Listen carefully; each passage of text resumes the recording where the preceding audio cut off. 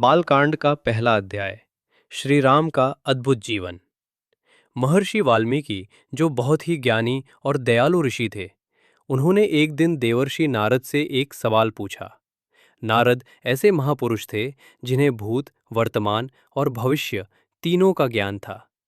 वाल्मीकि जी ने पूछा, क्या इस संसार में कोई ऐसा मनुष्य है जो हर अच्छे गुण से भरा हो, जो बलवान हो, बुद्धिमान हो, कोमल स्वभाव का हो और हमेशा सच बोलता हो, जो कभी क्रोध और ईर्ष्या में ना पड़े, हमेशा धर्म के मार्ग पर चले और जिसे सब लोग प्रेम करते हों? नारद जी ये सुनकर बहुत प्रसन्न हुए और बोले, हाँ, ऐसे पुरुष हैं और उनका नाम है श्री राम। वे इक्ष्वाकु वंश के राजा दशरथ के पुत्र थे। नारद जी ने कहा, राम बहुत वीर थे, सुंदर थे, करुणामय थे और बहुत मधुर वाणी में बोलते थे। वे सदा सत्य और धर्म के मार्ग पर चलते थे और हर जीव के प्रति उनके मन में दया थी।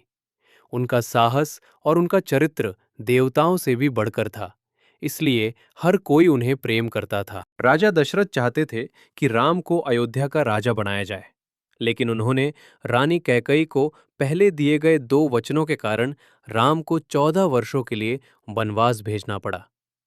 पिता की आज्ञा को बिना कोई शिकायत किए राम अपनी पत्नी सीता और अपने प्रिय भाई लक्ष्मण के साथ वन चले गए।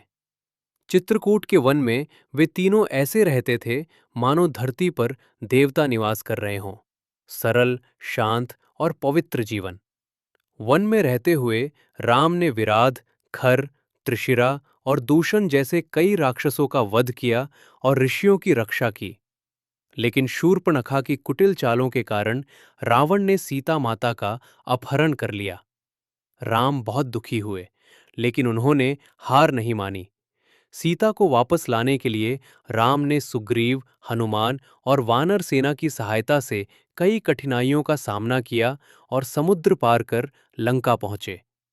देवताओं के आशीर्वाद और अपने अद्भुत पराक्रम से राम ने रावण का वध किया, सीता माता को सकुशल वापस लाए और धरती पर फिर से धर्म और शांति की स्थापना की। अयोध्या लौटकर राम का राज्याभिषेक हुआ। उनके शासन में कोई दुखी नहीं था, न भय था, न रोग था, न अन्याय। सब लोग सुख, शांति और सच्चाई के साथ रहते थे, मानो फिर से सतयुग आ गया हो। राम का राज्य न्याय, करुणा और कर्तव्य का सबसे उत्तम उदाहरण बन गया। नारद जी द्वारा कही गई ये कथा वाल्मीकि जी ने पूरी रामायण के रूप में लिखी, जो सुनने और पढ़ने वाले सभी लोगों को पुण्य, दीर्घायु और सुख प्रदान करती है। जो भी इसे श्रद्धा से सुनता, पढ़ता या गाता है, उसे इस जीवन में सम्मान मिलता है और परलोक में शांति प्राप्त होती है।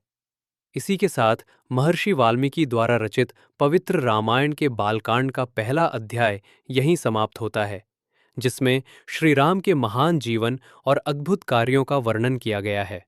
अगर आपको ये वीडियो पसंद आए तो कृपया इसे लाइक करें, सब्सक्राइब करें और अपने दोस्तों और परिवार के साथ साझा करें, ताकि ज़्यादा से ज़्यादा लोग, खासकर नई पीढ़ी, इस महान और शाश्वत कहानी को सीख सके और याद रख सके।